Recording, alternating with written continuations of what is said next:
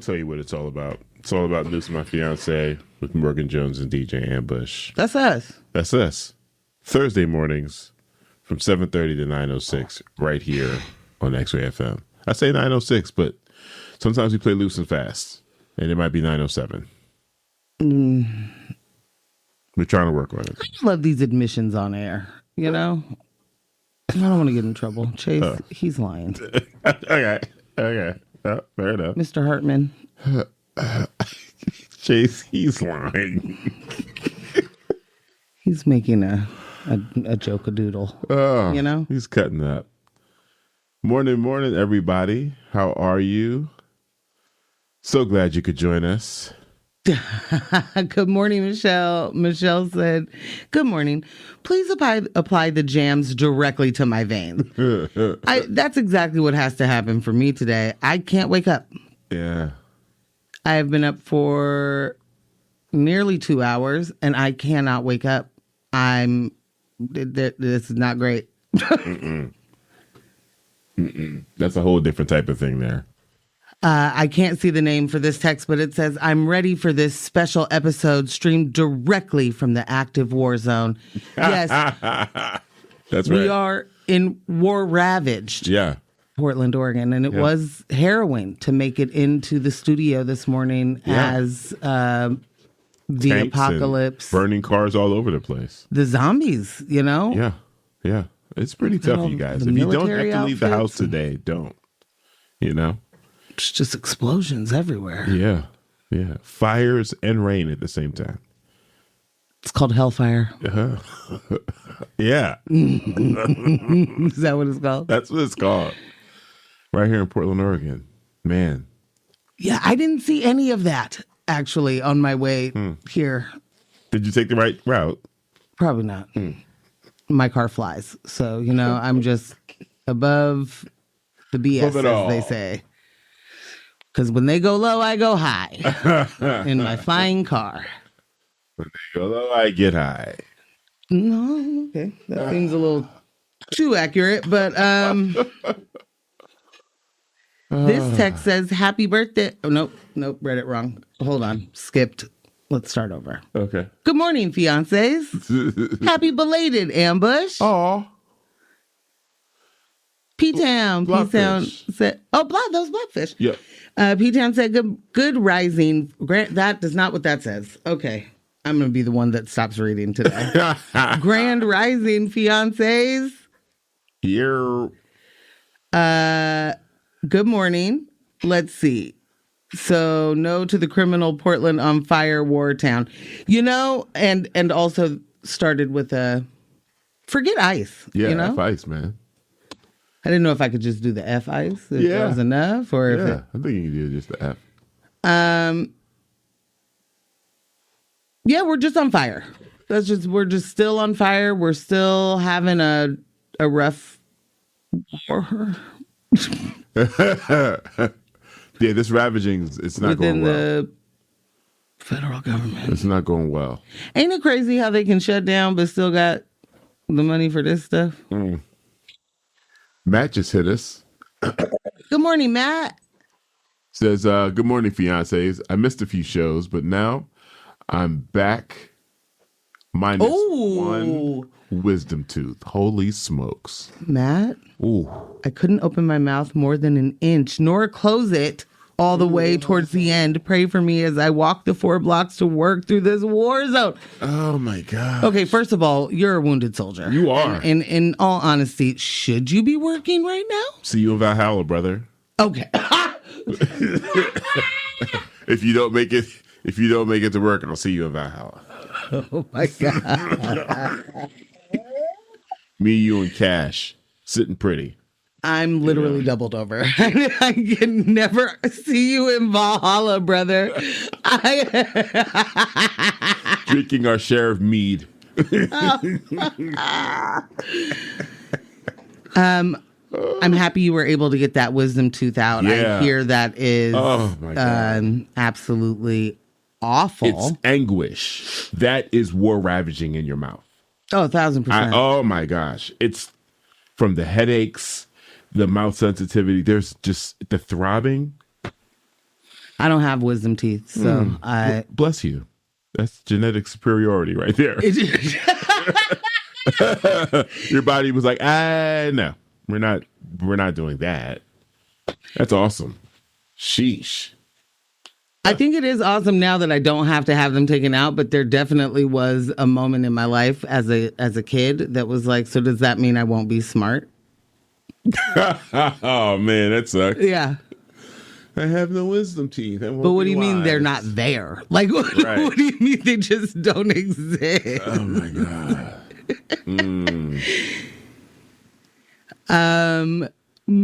This text says, just keep an eye out for Black Hawk helicopters and federal agents dropping onto roofs, apparently. This isn't Chicago. Oh my God. What?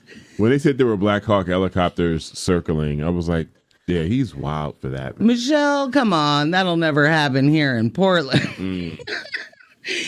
No, in all honesty, this is terrifying, guys. Like these are the things that sometimes I will nervously laugh through because it is terrifying. Yeah. Yeah. This message says, good morning, DJs Morgan and Ambush. I'm tuning in from the East Coast. Nice. Not going to lie, I woke up thinking I missed the broadcast due to the time zone difference. Fills my heart to catch y'all live. With love for the fiancés. You're not ready. Malcolm! Malcolm, what are you doing over there? Malcolm! Malcolm, what are you doing on the East Coast? What are you doing over there? Man, are you getting some good breakfast sandwiches? Did you get a good breakfast sandwich? Yeah. I'm so delighted. Malcolm, tell us everything. Oh, tell us it all.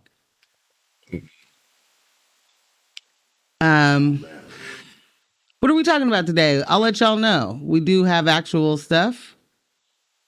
I did get some stuff down in a document yesterday. It went down in the DM. It went down in the DMs. We're going to be talking about in national news. Mm-hmm. A new poll dropped and leaves me asking the question, violence might be for some. Israel continues multi-prong attack on Palestinians in Gaza and blocks multinational aid flotilla. Bruh, that's not going to go well. That's pretty, just coordinated. Yeah. Yeah. And in local news, no Eric Adams today, but we do have the York Fest. And Mayor Wilson's take two on parking fees. He's pulling the eraser out. Thank God. Yeah. There wasn't a single person that I talked to about that was excited for it. So cool. Cool. Yeah, pulling back the downtown parking, they extended the time, so you had to pay to park until 10 p.m., which is, in fact, bananas. Yeah, because what? We're downtown Seattle? What are we? Are we downtown Philadelphia? 10 p.m.? 10 p.m. is ridiculous. You don't have enough going on downtown for you to want to charge me to be. Do you know we used to not have to pay on Sundays? Hello? Like, I'm still mad about this. Hello.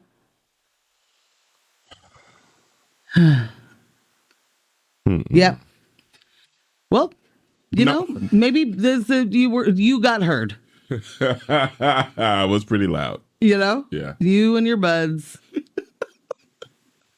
You were able to be heard because some changes are on their way. That's what I'm talking about. But will any of it matter because the government is shut down? Will any of it matter because our streets are on fire, Morgan? War ravaged. Where? I'm not sure. Okay. Is there a street named War Ravaged that we haven't met? Right down by Cooch. It's a block over from Cooch. War Ravaged. I'll meet you down there. And to be clear, I'm only making that joke not because there's activities down there, but because we live in a white man's fever dream, and the fact that we pronounce that street name. Yeah. As his, given name rather than the couch that it spells. You know what's so funny? Like, he could have been of the Couch clan, right? And decided he wanted to strike off on his own. And I don't want to I'm not a couch. I'm not a couch. I'm a cooch. I'm a cooch. From here on, from this day forward, I will now be referred to as cooch. That's legitimately what could have happened. Yeah. What I was saying to you, I think I was saying this to you. Forgive me if I wasn't. But like,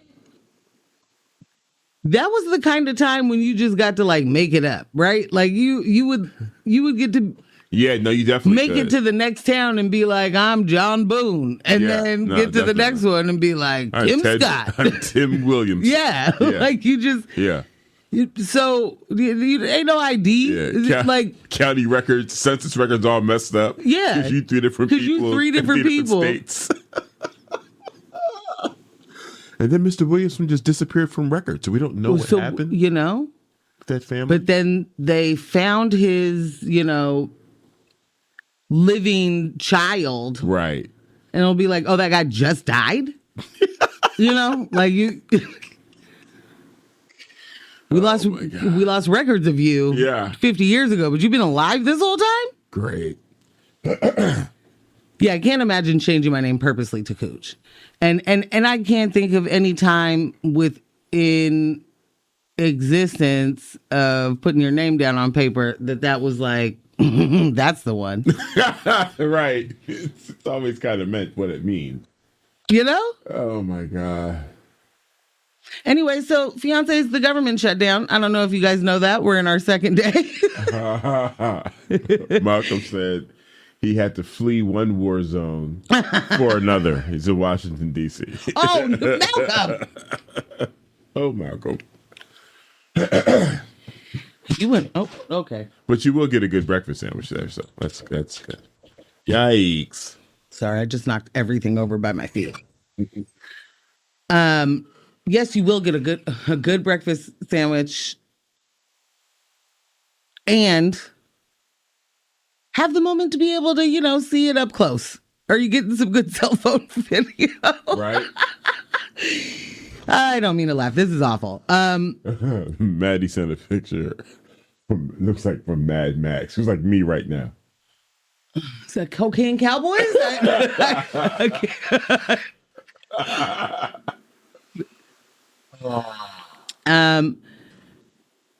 So I'll just say that both parties tried to push through temporary funding bills in the Senate. I know we go through this, 17 times a year now? Yeah.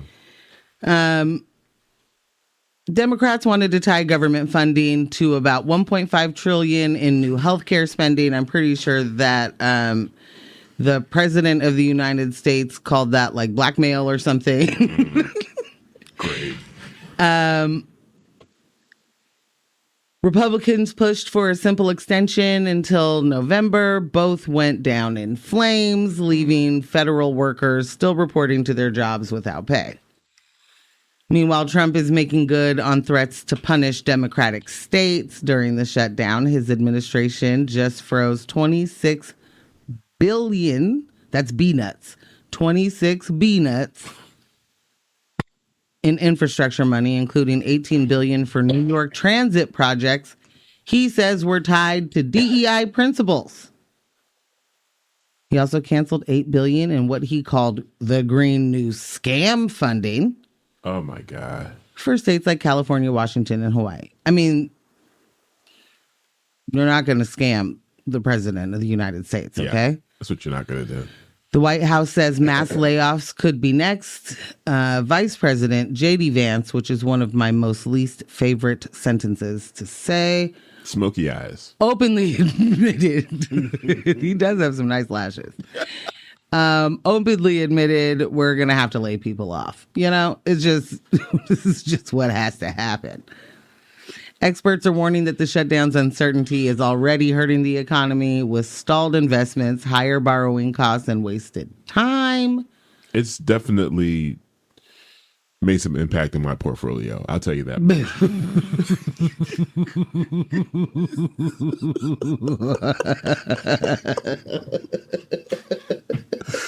I hate that it tickles you that much,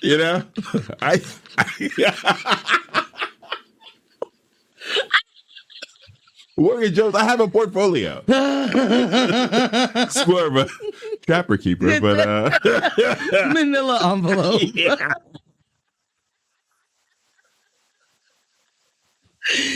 No shade. It's literally we live together. You know.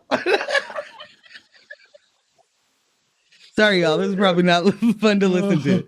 Oh God, Jesus. Just cackling into the mic. My bad. Yes, Ambush's portfolio is down. It's been affected. It's been affected. Grossly affected. What's that app called? Acorn? Or something? They just steal it from everybody. Robin Hood. Robin Hood. Okay. Okay. All right. It's in the name. I mean, honestly, everybody should have known.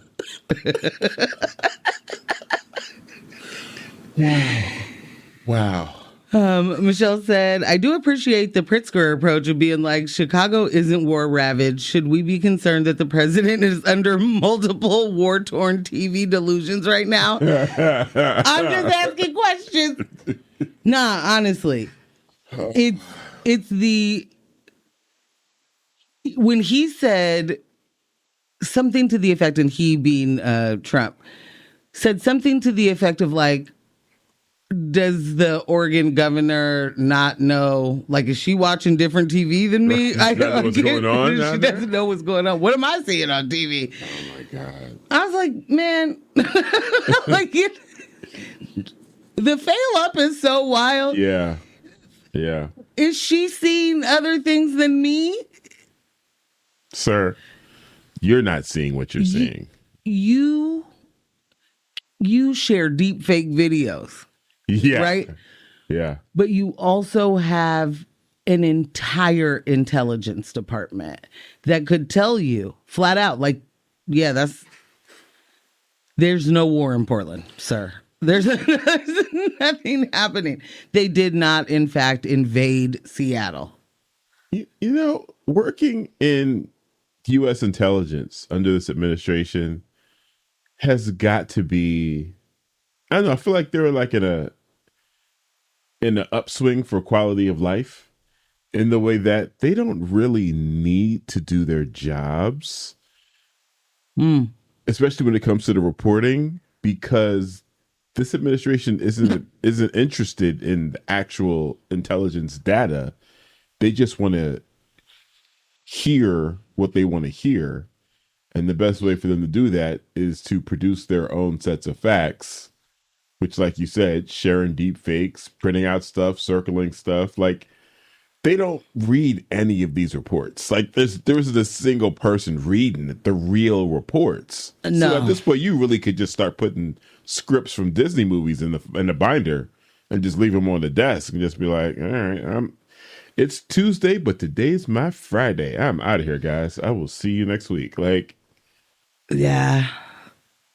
Sorry, I just had like 4 inappropriate jokes happen in my head when you said the Disney thing. Okay. It's like, finally, the Epstein files. Got him. We got him. I don't know who this text is from, but I can't read it out loud, but it is the winner of the day. Uh-oh. And it says, I learned recently Cooch is actually pronounced see you next Tuesday street. And I hope that you guys can catch what I'm getting at. And guess who that actually is? Who is it? Winner. Oh, okay. There we go. Winner, once again. Once again, just showing up, winning the day. Yeah, that's a good one. And thank you for the warning, because I would. Yeah. I can mess that up. And to be clear, you apologized earlier, but we got a text. Someone said love the laughs. Oh, good. Love the laughs. Yeah. Well, I'm so worried about it being too loud. At the expense of my portfolio. Yes. Bye. Yeah. This one says A+ spooky season cackle, Morgan. Okay. Blobfish. Feeling good about it. Yeah. Feeling good about it. Oh my God. Man. So we talked about it on Monday, how they're looking to not just furlough people, because they're talking about they're just firing people this time. Yeah, we don't have time for that red tape, buddy. Yeah. I can't track that I need to call you back. Yeah. No, you know. Subway's hiring. We'll just start the hiring process over when it's time. And Trump was very clear when he was talking about, withholding services and stopping certain programs. And he says it like sitting at the desk, and it'll be Democrats. Like he's just saying it. Yeah. I am taking jabs, taking strikes. I am warring with my political opposition. As the leader of the free world, my job is to govern everyone here. However, I will be taking shots and punishing Democrats. He just says these things. In one of my meetings earlier this week, I was like, it's like 100% normal that our president curses on camera.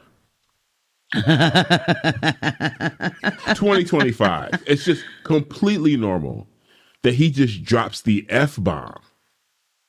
Any bombs he wants. Yeah. On camera. And like everyone is just cool with it. Like Obama could never. Oh, absolutely not. Absolutely Never. Not. Biden, never. It's yeah. We have devolved into remnants of I don't know. I'm so war ravaged I can't find words. I really want someone to just make a street sign that says war ravaged and put it up somewhere. I want to show up, take some photos, do some selfies.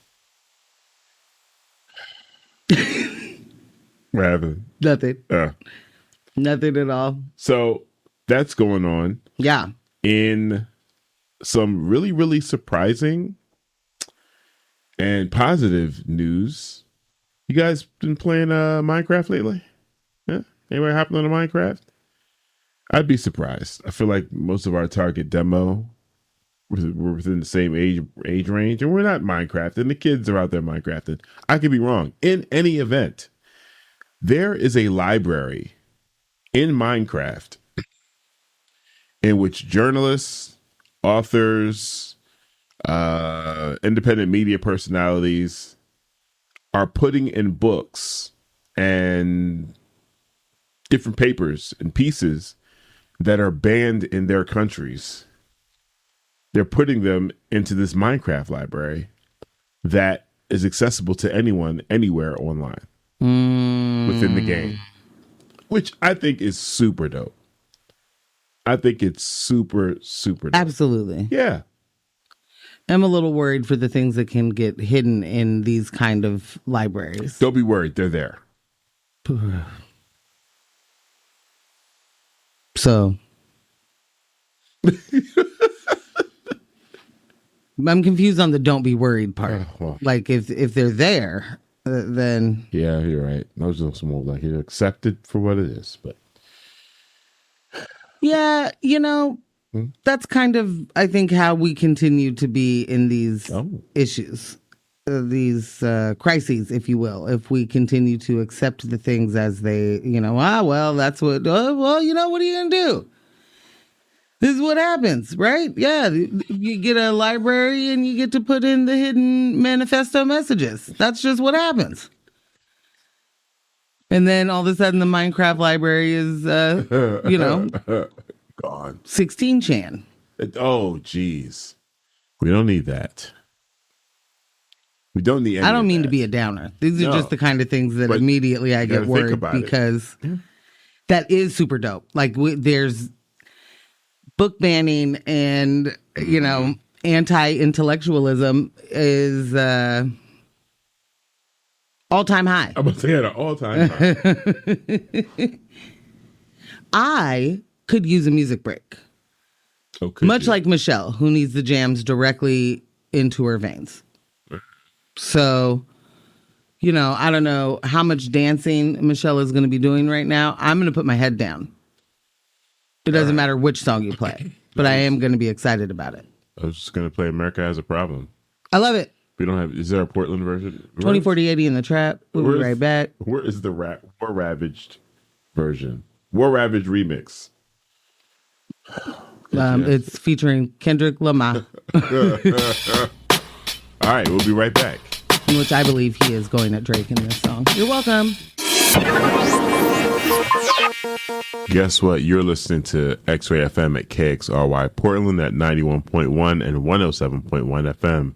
And in the Hale and Wheeler, Manzanita, and Rockaway Beach at 91.7 FM, streaming online everywhere at xray.fm.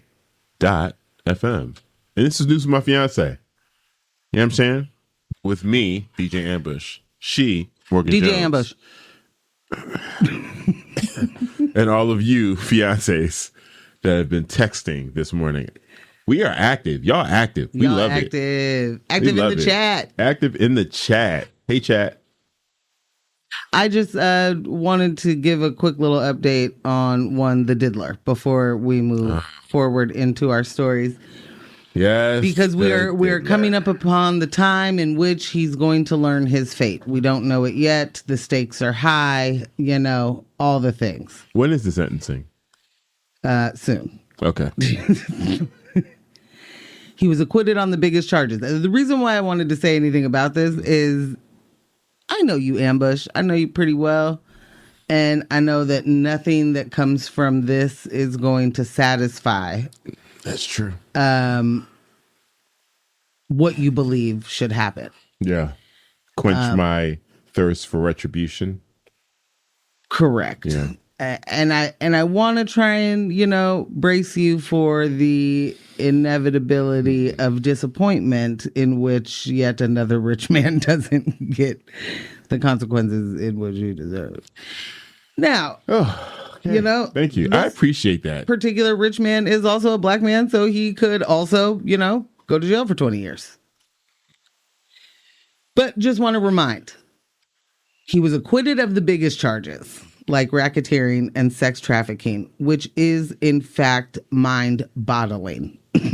It bottles the mind. Mind completely bottled. But a jury did convict him on 2 counts of transporting women for prostitution. Each carries up to 10 years, so he could face as many as 20 years behind bars. Prosecutors want at least 11. The probation office recommended 5 to 7 years. Diddy's lawyers are asking for a day and a half. No, they're pushing for just 14 months, which would mean he could walk free because he's already served that time while awaiting trial.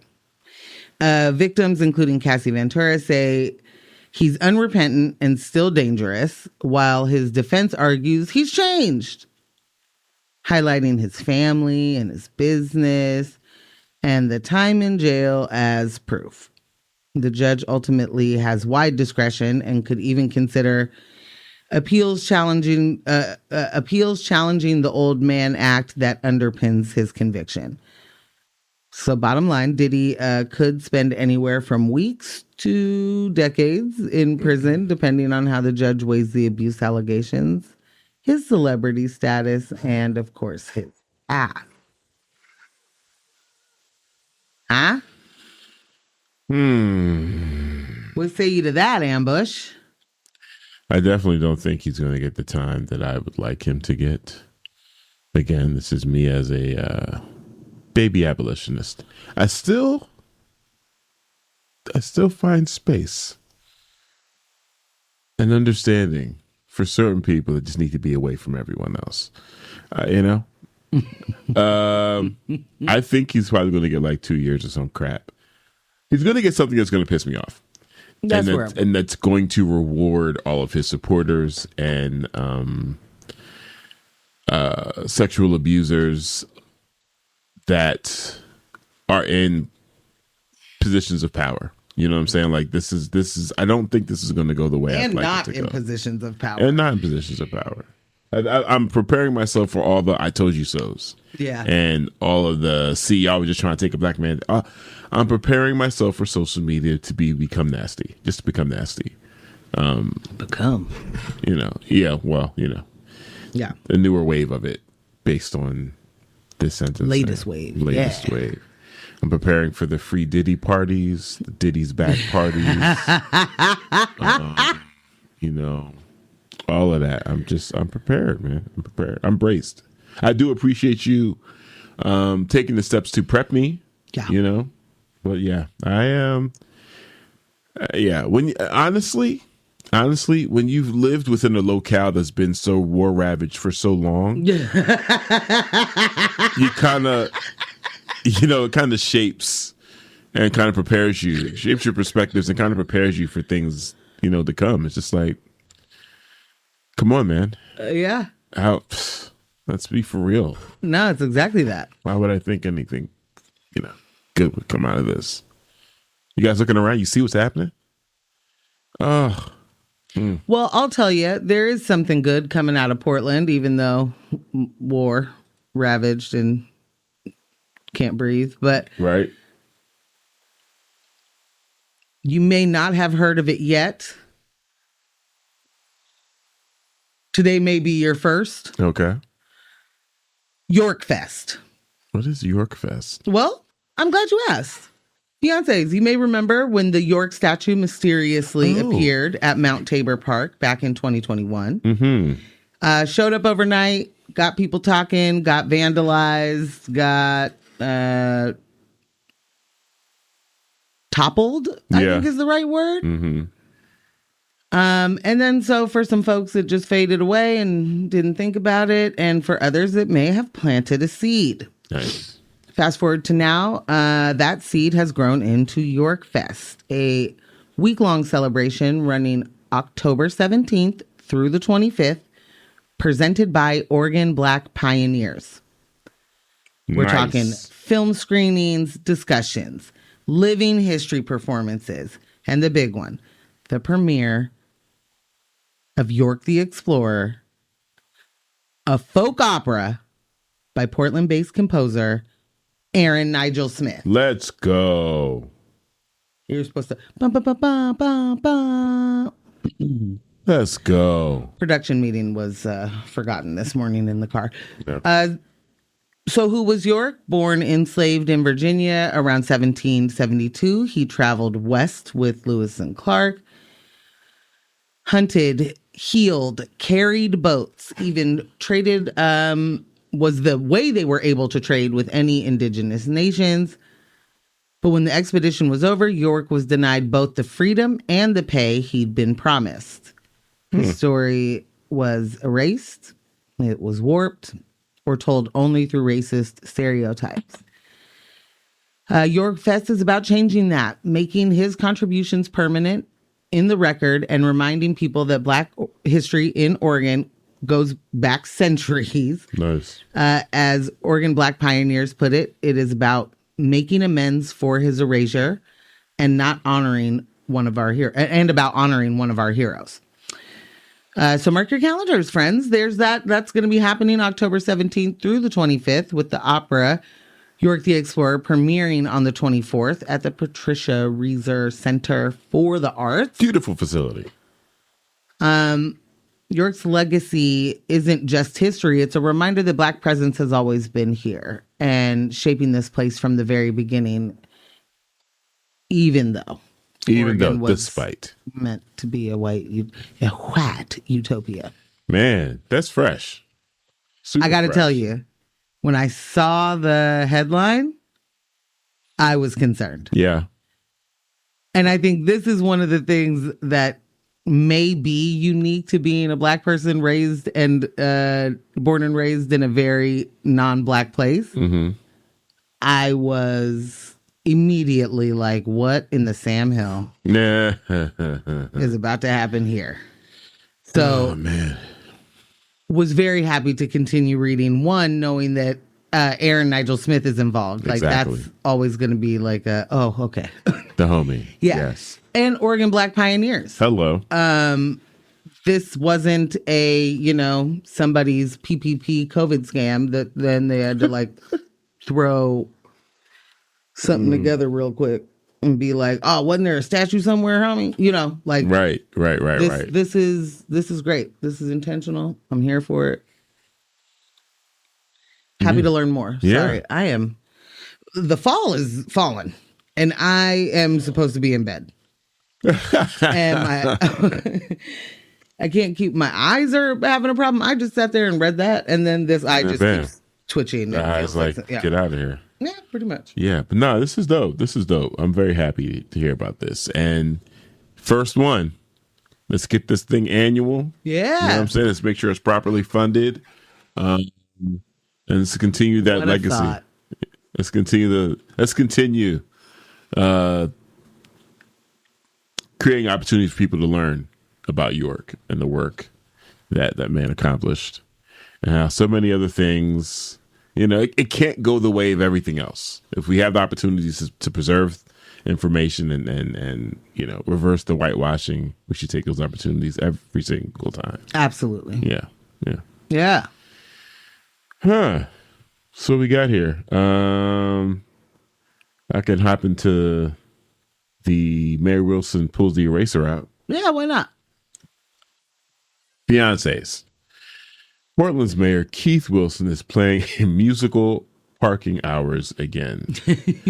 Remember this summer when he unilaterally decided paid parking downtown should go all the way to 10 p.m.? Yeah. Councilors and residents were not vibing with that move. The idea was to boost revenue for the Portland Bureau of Transportation, but Wilson didn't check with anyone before hitting go. Mm-hmm. The city council called it an overreach, and apparently he got the memo. Starting October 15th, paid parking will slide back to 7 p.m. cutoff. Wilson says while the higher rates are fine, the extended hours were a little too much for our still recovering downtown, especially small businesses. Translation: maybe don't punish folks trying to grab dinner or catch a show. Like you. Yeah. So once again, Portland gets a start and stop parking policy. Wilson 1, downtown drivers, patience 0. Yeah, man. It never made any sense along with wanting to pump your own gas. And I'm sorry. It's gonna keep coming back. Yeah. It's gonna keep coming back. I think we just did this, but I think it's important to continue to let people know how you feel, Ambush, as a not just a transplant to the area, but someone who has fallen in love with the city. Yeah. And loves it here and wants to be here and wants to help make the community better. Sorry, Absolutely. Didn't mean to kick you. And so I'm always here for your pump your own gas rant. Yeah. Or any other. Wait, Portland, why'd you choose to do that thing? Gosh, you got fooled. You got tricked into freedom talk. Oh, I'm like John Oliver. It's just going to be one of my things that just keeps coming back. It was slipping in almost, monthly. I got to get that back in to get that rant going. I mean, it does make sense, though. When you come from a place where you do, in fact, only pump your own gas and have weather. I was gonna say it's really about that torrential rain with like raindrops the size of nickels. Yeah, I don't want to be outside pumping my gas. Okay, there's snow everywhere, feet of it. I don't want to leave my car. It's properly warmed. Yeah, it's toasty in here. Now I gotta get out. I gotta walk on the inside all the way to go talk to the attendant because the thing at the pump isn't working right. And I come back out, and I got to shave off ice or whatever, and break my gas door open. Yeah, and yeah. I don't want to do any of that. No. And y'all voted for it. Yay! Well, one thing that was always getting me is we're talking about how do we get people to come back to downtown, right? And what are we going to do? We've got all this nightlife and no one going. And then you're like, also, we're going to make the parking more expensive and extend the hours for which you pay it. Oh, I'm not coming down there. No. What? No. It took me having a conversation with a small business owner for him to remind me that what it means from an employment standpoint. Like, yeah, now your employees that drive downtown have to pay for parking until 10 p.m. What are we doing? I am forever upset when the idea of me paying to go to work upsets me beyond. Yeah. Like, You really put something in my face the other day, and that was how much I hate fees. And I didn't realize that, like, that's universal. I didn't realize how big of a deal it was to me, and that I do signal that so loudly. Yeah. She hates fees, you guys. Hates them. I have a large problem with businesses charging me for their convenience and then saying it's my convenience. When you no longer have to pay human beings that you weren't paying enough money in the first place, but when you no longer have to pay human beings to do the job that gets your revenue in the door, and I'm paying money so that you get to do that, you're saving already. Yeah. And now I'm paying for your admin fee of this website or what? Like, right. For real. Right. I'm doing all the work. I'm coming to your website.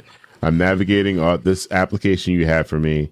I'm paying. I'm waiting for this circle to finish. Did it process? I don't know. Do I have to ring it up again? I don't know. I'm doing it all. Why are you charging me anything? Why are you charging? Why? I don't understand it. I just forgot what I was gonna say. Sorry. The fees made me mad. Yeah. I like, there are things that I understand that it costs money to run a business, right? And I am not upset about fees as on their own. But you're Walmart, you're Ticketmaster, you're whatever, right? And you are charging me money so that you don't have to pay someone.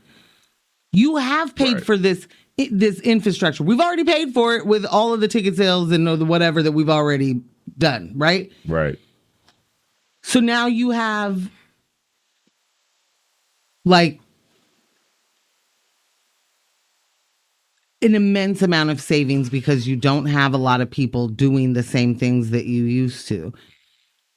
And we have to pay for it each and every time as a convenience fee. And then there's other fees. Like, yeah, nah. This puts me in, like, it gets me irate. And shout out to, like, all the venues that are like, hey, there are fees if you buy it online, but if you come to my box office, no fees. Winner said, I looked at my last airline ticket, and I kid you not, one of the charges was a 9/11 fee. I wish this was a joke. No, I think that's been there for a long time. That's a 9/11 fee. TSA. Okay. Okay. All right. Is what they'll tell you. I don't know. You know. Right. Winner. That's the thing that gets me. Remember. Okay. Wait. Let me think of this correctly. So they were just listing. Was it that they were just listing out all the fees in the beginning, and then? Like, and I'm sorry, I'm thinking of airlines. So an airline ticket, say it said it was $200, but then once you went to buy it, then there'd be like this long list of fees, and now your ticket's $420. Yeah. And then they made the rule that they could, like, roll it. Or no, that's what it was. Is that they started just rolling it all together? Is that the case? Does anybody remember this? But then they had to start breaking it down. They had to tell us what those actual fees were. And so then you get names like 9/11 fee. What do you mean the 9/11 fee? So I'm paying today for things that y'all don't even need to do anymore. Straight up. Y'all haven't needed to do for 20 years. Has it been that long? Yeah. Wow. It's been that long. Yeah. Good morning, AJ. Speaking of war-torn, EGC has an emergency preparedness fair on Saturday because, you know, our local government is unhelpful. Fire. We're definitely going to post that on our gram. Yeah. Faux show. Oh, Michelle, LOL. We all really did pay for 9/11. Yes. Yes. C's going to say, Ambush thinks TSA is just going to pay for itself. Right. This one says 9/11, an inside job by the airline companies so they could charge us an extra fee. That was Kenneth. Kenneth! Good morning. Somebody needs to get Andrew Callahan on that one. Get to the bottom of this one. It was an inside job by the airline industry. All for the love of fees. Michelle said, LOL, we really did pay for 9/11.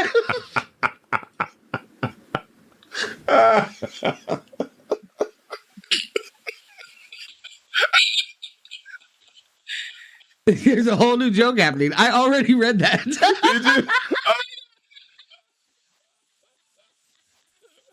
This is the best day ever.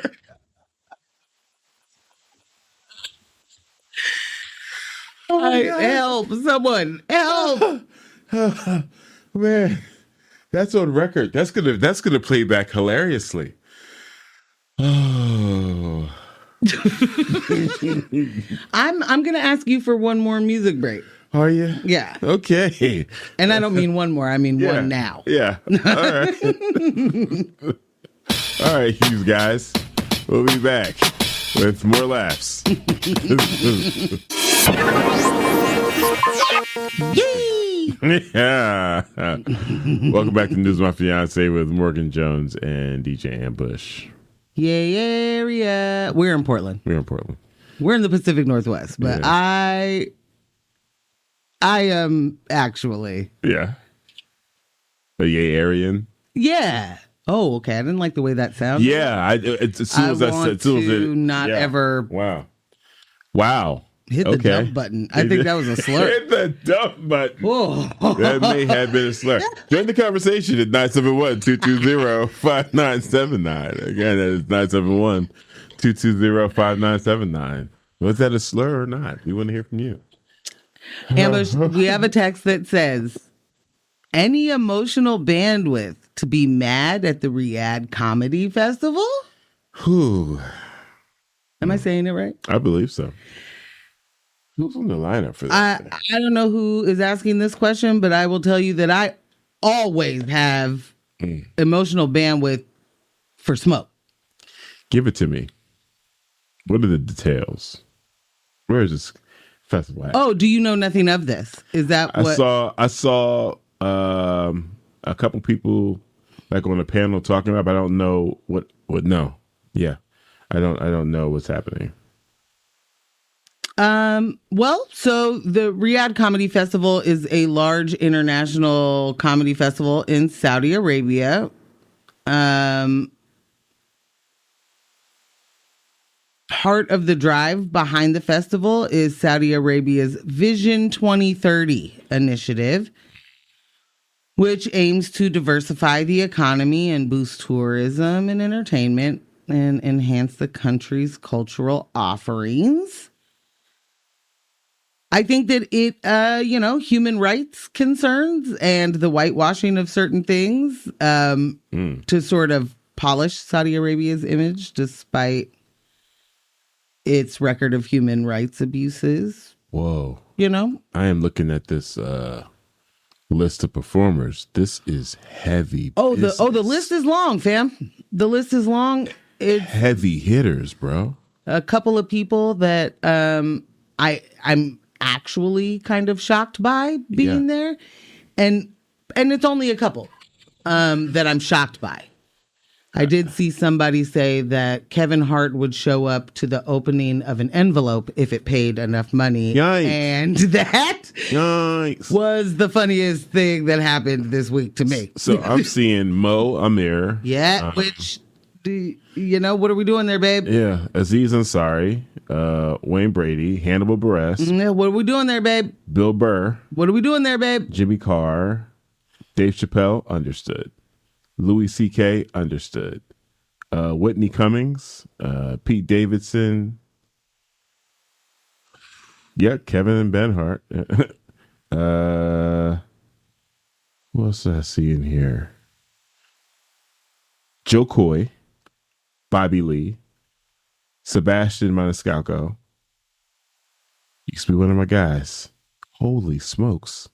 Andrew Schultz. Okay. Tom Segura. All right. Ari Spears. Yeah. Chris Tucker. Oh, boy. Wow. Wow. Ooh. Look, I don't expect a lot of people that are fame hungry to do the right thing. And a lot of the people listed are very fame hungry. And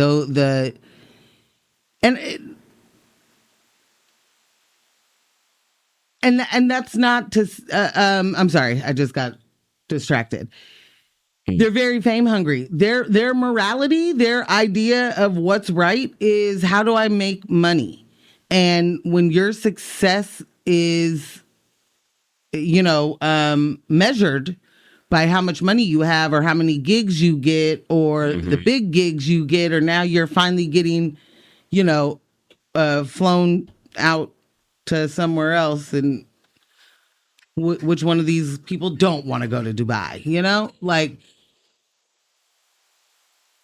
it's disheartening. But none of the people, well, I won't say none. There were a handful of people that I am a little bit shocked to see on that list. But for the most part, you are looking at a group of people who would have done this no matter what no matter which government was bringing them there. You know what I'm saying? Mm-hmm. And I don't pay attention to these comedians for this reason. You guys, you're not funny. I don't need to hear anything Whitney Cummings has to say. I don't, you know what I'm saying? Yeah. Like, I don't need to hear one more word out of Andrew Schultz's mouth. At all. But it'd be cool, I guess, if there were going to be words coming, that they would be funny. That'd be neat. I'd be heartbroken. I'd be doubled over if, like, Jay Jordan was there. Yeah. Yeah. But it is disappointing to see Black and brown people. And when I say Black and brown, that includes Asian to me. I guess it doesn't include Asian for some folks. That absolutely includes Asian to me. Bobby Lee has no business being there. Mm-hmm. Joe Coy has no business being there. But fame, like, you lose it. And the check is real. So Tim Dillon was originally slated to perform, but was removed from the list of performers because of jokes that he made on his podcast about slavery in Saudi Arabia. Official figures for how much comedians are being paid have not been released to the public, but in that podcast appearance on August 30th, Dillon said that he was being paid $375,000. Who got that? I'm sorry? Tim Dillon. And that other performers are being offered as much as $1.6 million. That's a lot of money. That is a whole lot of money. Yeah. That's a whole lot of money. And I just don't know how you go and you spend it later after you, you know what I'm saying? Like, right. I mean, I guess for me, this is the kind of thing that you wouldn't ever. I don't want the people that I find reprieve and solace and joy and I can't get that if this is the other stuff you're doing, like and we're just not in a time in life where you can look the other way. No. For a paycheck or not. Not at all. I mean, we're talking human rights abuses. We're not talking like, a fake tariff. Right.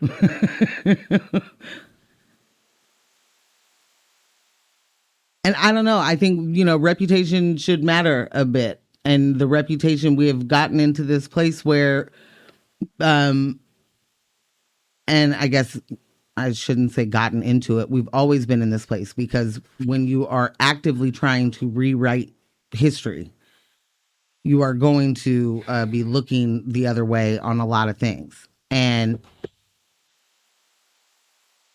folks here very much are able to say, I don't even know what's going on. I don't even know why this would be a bad thing.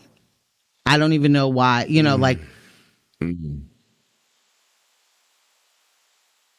like Bill Burr can just be like, oh, I don't know. It was just a thing.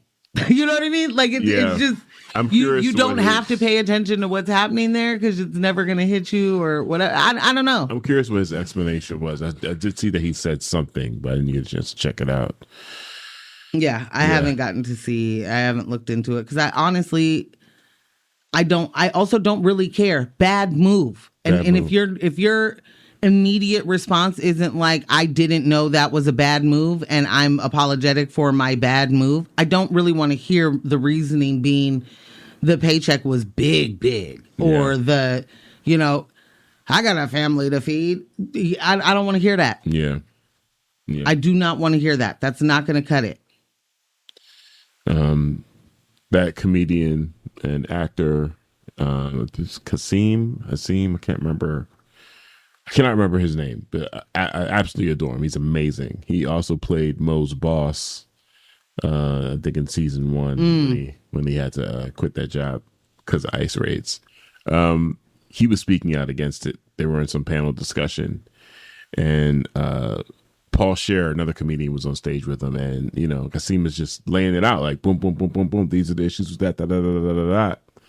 And it's a nice little, conversation. It lasts about maybe like 2 minutes, and then at the very end of it, Paul Scheer is like, "Well, I'm only performing for like 5 minutes," and it brought, and he's not listening to perform.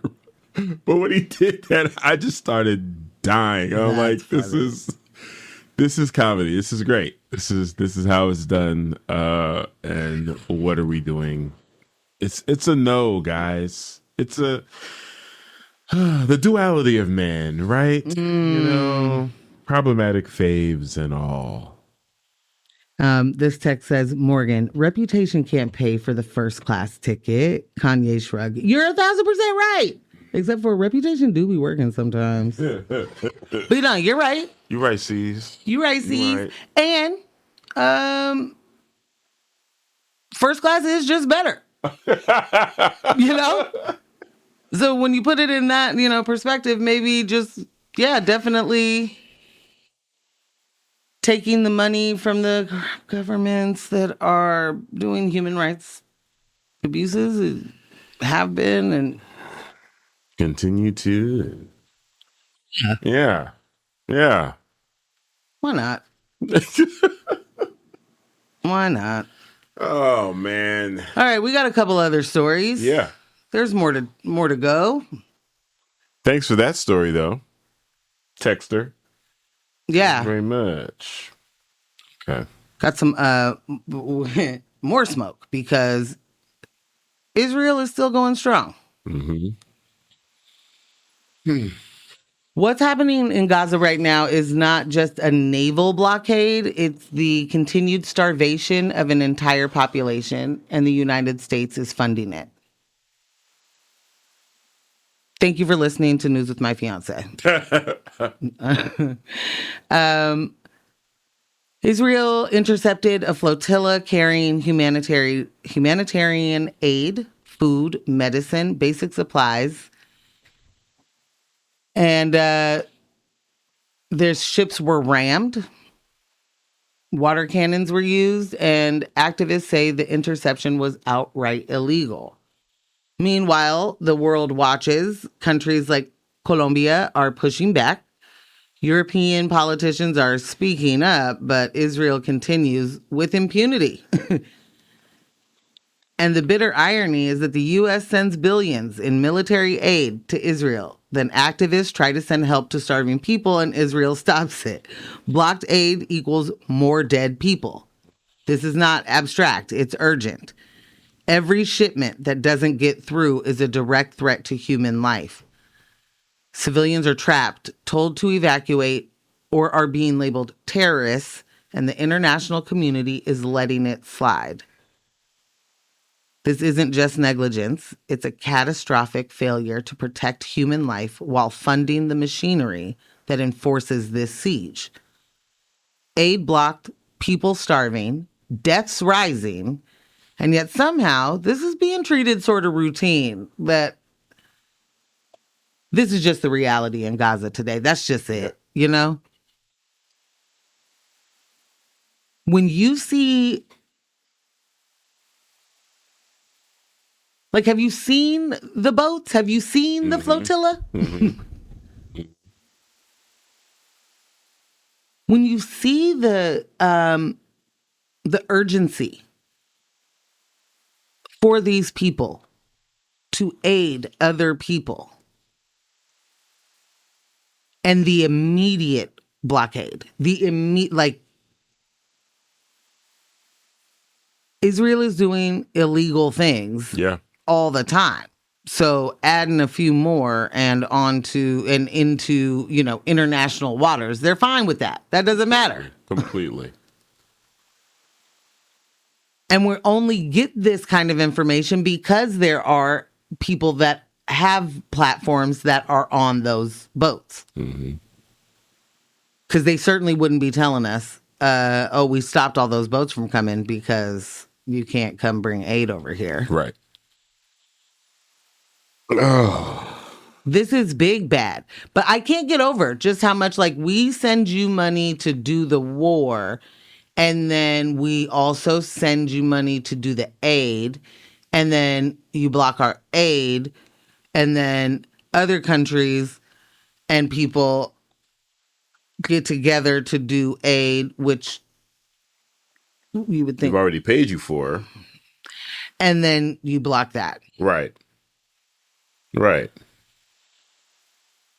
And I'm going to give you more money, actually. I'm going to probably give you more money for more weapons and more, intelligence things so you can figure out, like, the next time there's a flotilla coming so you can block it. This reminds me of AOC's defense for that bill that she voted for when she was saying there's a difference. She was supporting the bill that would send money that would assist Israel in its defense. This is what Israel is doing with their defense budget. This is it. Blocking aid. There's no separation here. Defense, offense. It was a silly thing to say. And if there was another reason that she needed to vote for that, that's part of some long-term strategy that we're unaware of, then sure, whatevs. But it was like, this is what they're doing. This is simply what they're doing. You're getting paid, like you said, to provide aid. You're not doing it. Other people have taken it upon themselves. Other nations have taken it upon themselves. And you're like, no, for you either. No, there's no manner of aid that is acceptable. Whether we pay for it, whether the U.S. pays for it, whether you pay for it. No aid. No aid. No aid here. We don't want any. We don't need it. There is no war ravaging. I remember when Flint hit the news, and it was like, these people don't have any water. There were donations going all over the place. People trying to make things happen. Yeah. And we pulled together a truck load of water and drove it to Flint from Philadelphia. And we'd never done anything like that before. Right. Me and the homies, we never did anything like that before.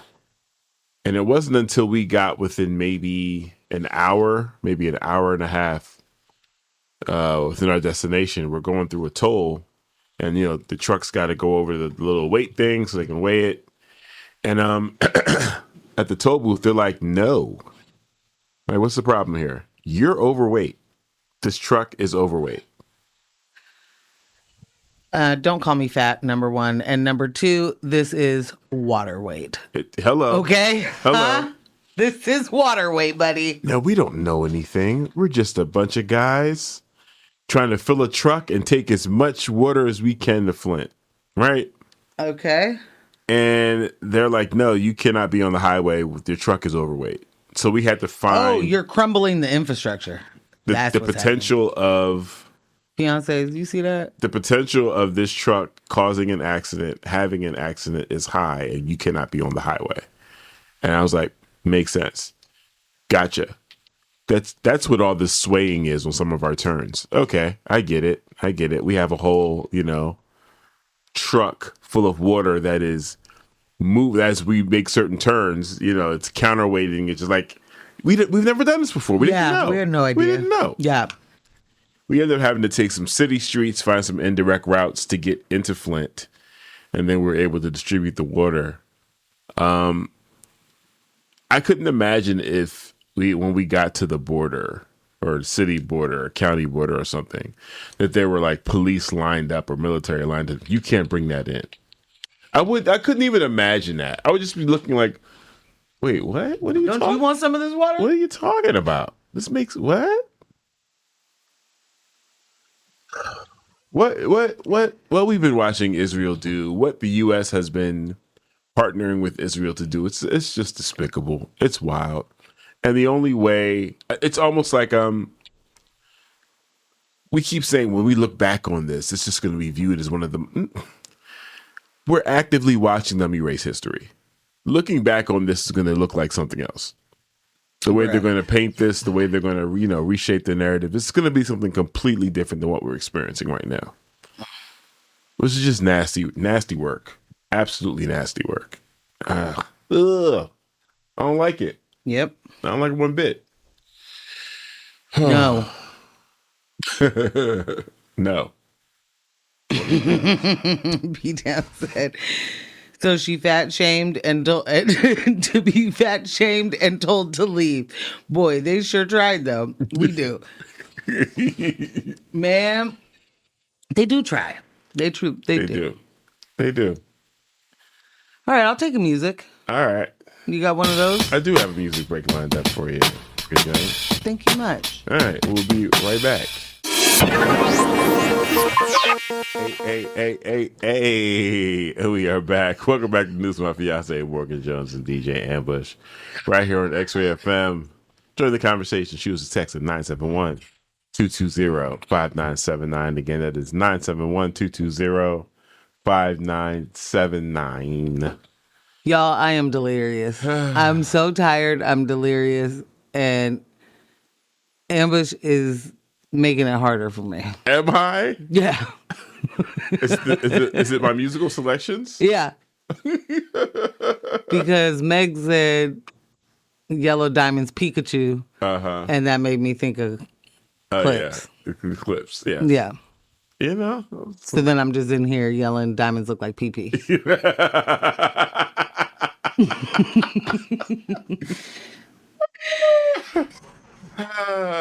I just need to be able to listen to a little bit of tune and go to sleep. I think that's what I need to be able to do. Tune yourself to sleep. Yeah. Oh my gosh. But we do have one last story. Yeah. Ready. Do you want to read this? Do you want me to read this? I got no beef either way. No beef Wellington. Go ahead and read it. I'll chime in. More work for Morgan. Okay, I guess. Wow. So yeah, maybe violence is the answer, Ambush. Wow. Because I've had it,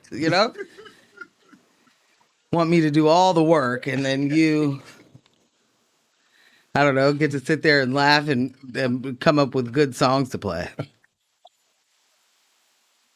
Fiancé, is anybody feeling on my side right now or am I overreacting? Oh my God.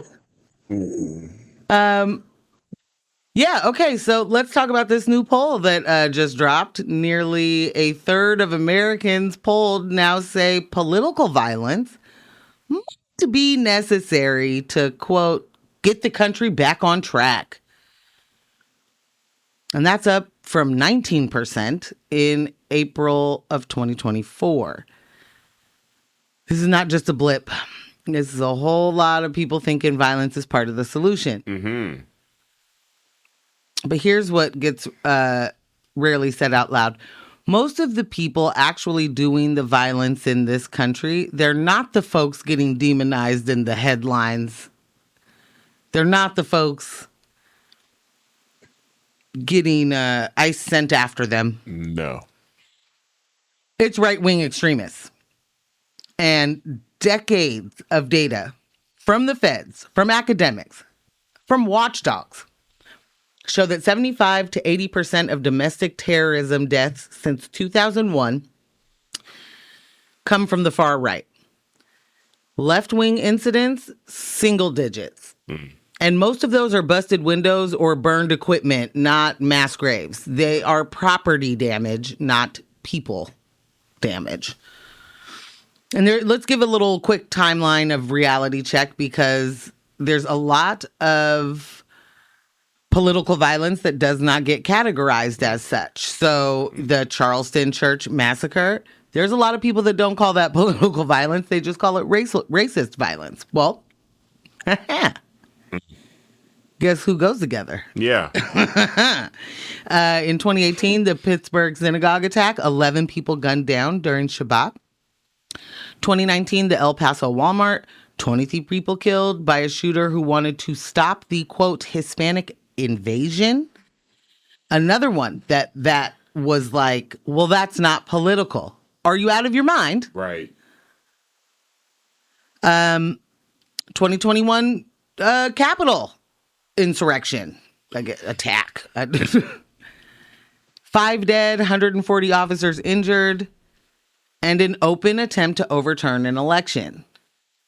And right now, in 2025, we've got political assassinations of elected officials, talking heads, and targeted attacks making headlines, and the White House issuing emergency directives to blame and misdirect, but not manage.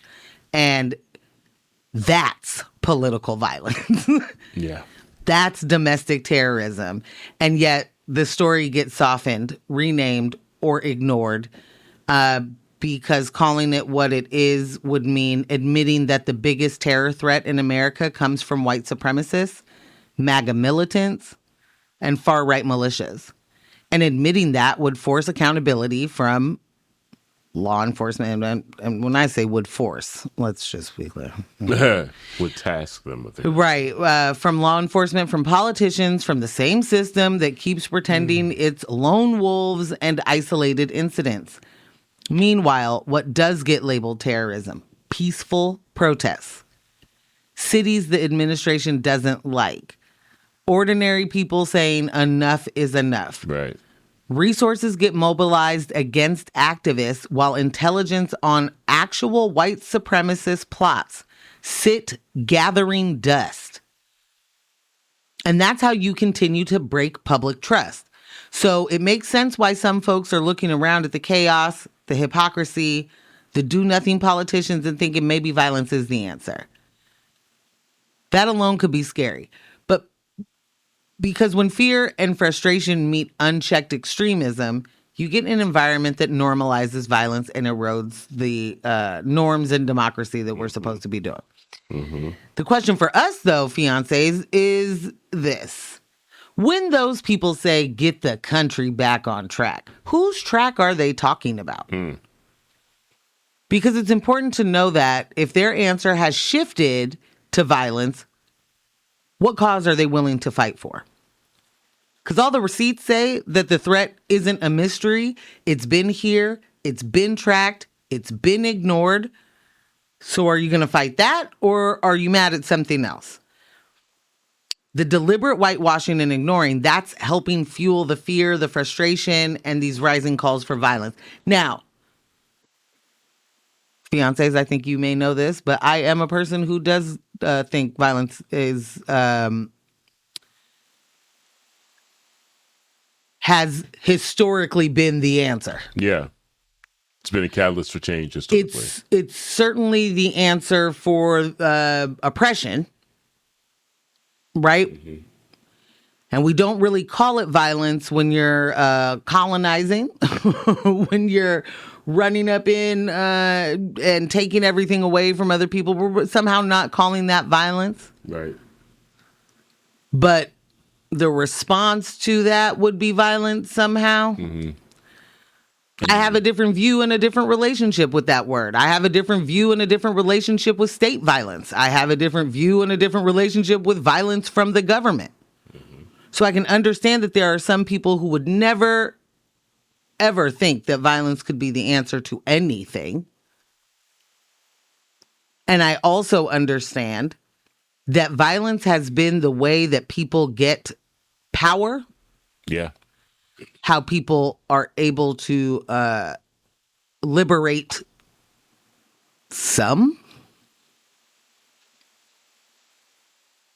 And I don't think that the people that use power to oppress get to tell us that power is not the right move. I mean, that violence isn't the right move. Right. It certainly works for you. Yeah.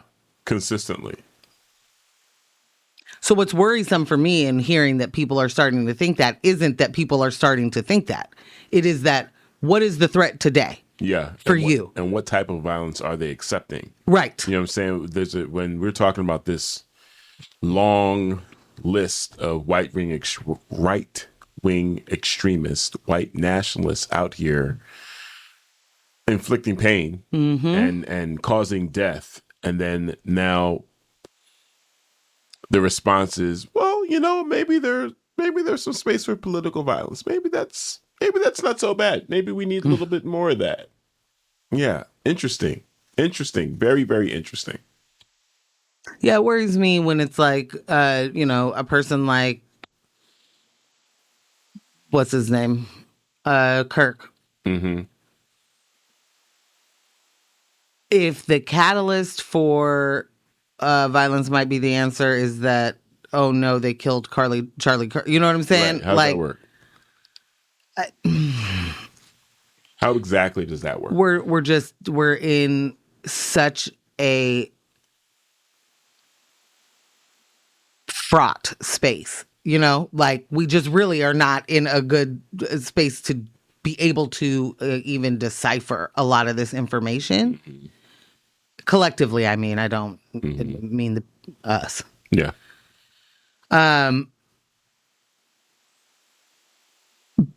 Sorry, but yeah, like we're not in a good place to even be able to collectively understand the violence that is put upon people because there are so many people that don't have any idea that violence is put upon other people. Yeah. Like there's so much education to do to get someone to even appreciate that you have a cause that matters, let alone fight with you for it. Right. Right.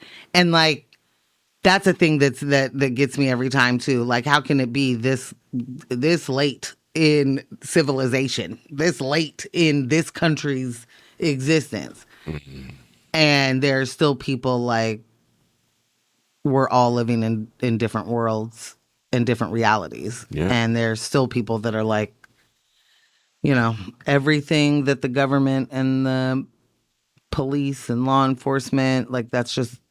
We need them to do the jobs they're doing because the jobs they're doing keep us safe. And that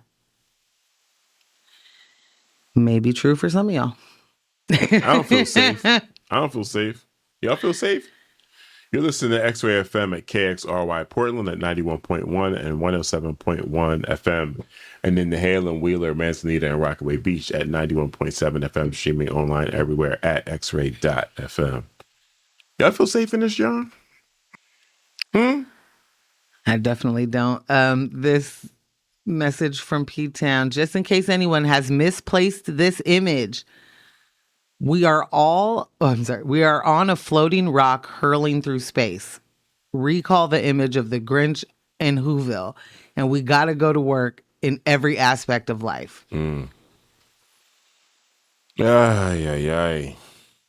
Yeah. Yikes. Zoinks. Folks put on them green screen war hats and cloak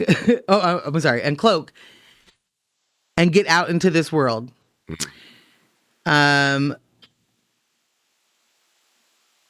Filming cameras everywhere. They're just trying to watch us rats in a cage. Yeah.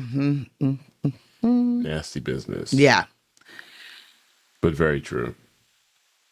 Yeah, we're not doing great. We're not doing great. There are things we can do. There are people that care. There are organizations that care. Another reminder, EGC is doing the safety preparedness this weekend. I'll definitely post that on our gram. I think she said Saturday. Sorry, my brain is not braining. But we'll get that up because we all we got. Yeah. We all we got. And so I guess in a show like this, where I feel like we didn't deliver a bunch of great news, you know, like uplifting news. Not a whole lot of uplift that happened there. A reminder to me to thank this community because we get to talk about the really hard news twice a week with y'all and find ways to get through it together. And Correct. That community and the communities that we all have outside of here that take care of each other, this is how we make it through. And this is how we let other people know that the priorities are people and not profits. They are people, not properties, you know? Like, that's got to be the move moving forward. Yeah. And it's a tough road to navigate, especially on your own, by yourself. That's why, you know, having these conversations and not just, you know, on social media or through media like this, but in real life are really, really important. You'd be surprised. And maybe you wouldn't because we're here in, you know, war-ravaged Portland, Oregon. But you'd be surprised how many people feel the exact same way you do.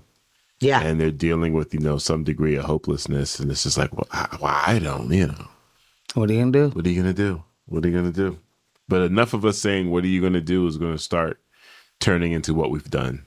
Yep. You know? So, yeah, that's where we at with it. So happy Thursday, fiancés. We out the show. We did it. We did it.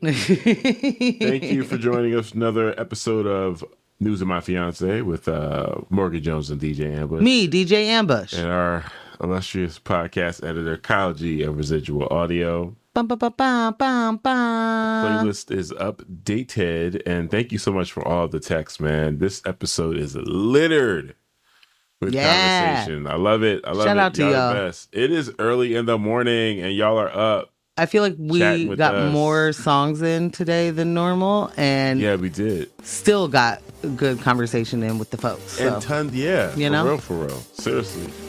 So, you know the deal. Please. Don't let the individuals distract you from the systems. Poverty is a policy choice. People over profits. Power to the people. None of us are free until we are all free. Thank you so much for listening. And stay tuned for Tom Hartman. Bye.